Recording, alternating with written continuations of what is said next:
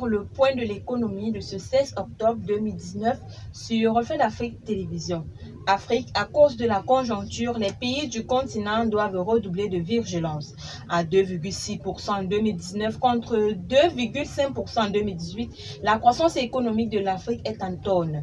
La performance est même inférieure de 0,2 points aux prévisions d'avril d'Africa Pulse. Selon le rapport biannuel de la Banque mondiale sur l'état du continent, la croissance s'accélérera de tout de même en 2020 pour atteindre 3,1% et 3,2% en 2021. Même si le taux d'extrême pauvreté baisse en Afrique, le nombre de personnes dans le besoin, lui, augmente.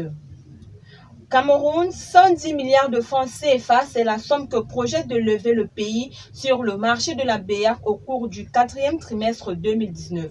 Le ministère des Finances vient de publier le calendrier prévisionnel des émissions des titres publics du Cameroun. Au cours de cette période, le montant total des émissions du Cameroun est projeté à 10 milliards de francs CFA. Dans le détail, le pays compte mobiliser au cours du mois d'octobre en cours un montant global de 60 milliards de francs CFA. Cela à travers une émission par bon du Trésor assimilable de 26 semaines d'un montant de 20 milliards et par obligation du Trésor assimilable d'une maturité de 2 ans, une enveloppe de 40 milliards de francs CFA. Pendant le mois de novembre, le Cameroun compte émettre un bon de trésor assimilable de 26 semaines d'un montant de 20 milliards de francs CFA et au cours du mois de décembre prochain, ce sera également un bon de trésor assimilable d'une maturité de 26 semaines. Mais cette fois-là, le montant recherché sur le marché de la BEAC commun à la Centrafrique, le Gabon, le Congo, la Guinée équatoriale et le Tchad sera de 10 milliards de francs CFA. Comparé au trimestre précédent au cours duquel le pays avait tablé sur une levée de fonds de 240 milliards de francs CFA, l'on note qu'au 4e trimestre, l'enveloppe des émissions camerounaises a baissé de 130 milliards de francs CFA. Toujours au Cameroun, la Société camerounaise des dépôts pétroliers lance un appel international à manifestation. C'est dans l'optique d'augmenter ses capacités de stockage de gasoil à 20 000 mètres cubes que la SDP vise la préqualification d'entreprise pour un projet de construction de 2 bacs de stockage de 10 000 mètres cubes de gasoil chacun dans ses dépôts de Yaoundé et de Bafoussam. Ce projet d'augmentation de capacité de stockage vise à répondre à la demande sans cesse croissante des produits pétroliers sur le territoire camerounais.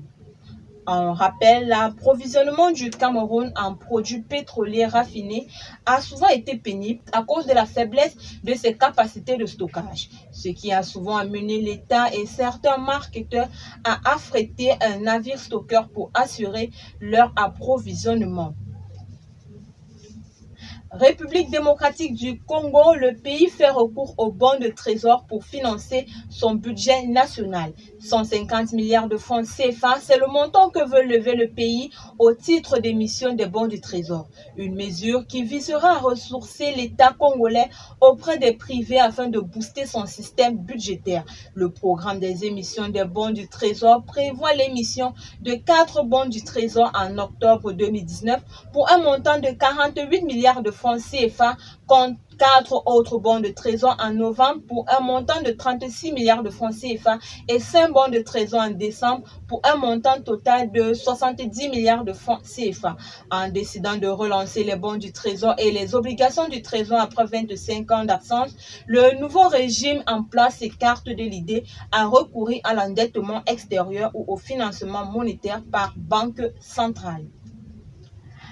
Sénégal, le pays renvoie pour le 4 novembre prochain le lancement d'un cycle d'octroi de licences pétrolières.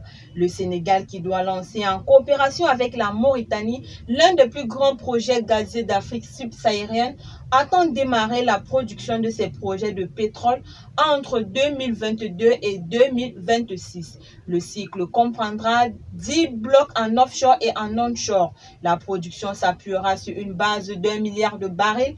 Selon le Fonds monétaire international, les découvertes sont importantes, mais ne conduiront pas à une transformation majeure de l'économie, car les hydrocarbures ne devraient pas représenter plus de 5% du produit intérieur brut sénégalais.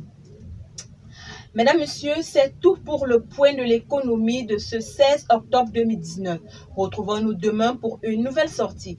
Les programmes sont en continu sur nos différentes plateformes médias, YouTube, Facebook, Twitter, Instagram ou sur notre site internet www.refletdafriquetv.com. Agréable sur le programme à notre compagnie.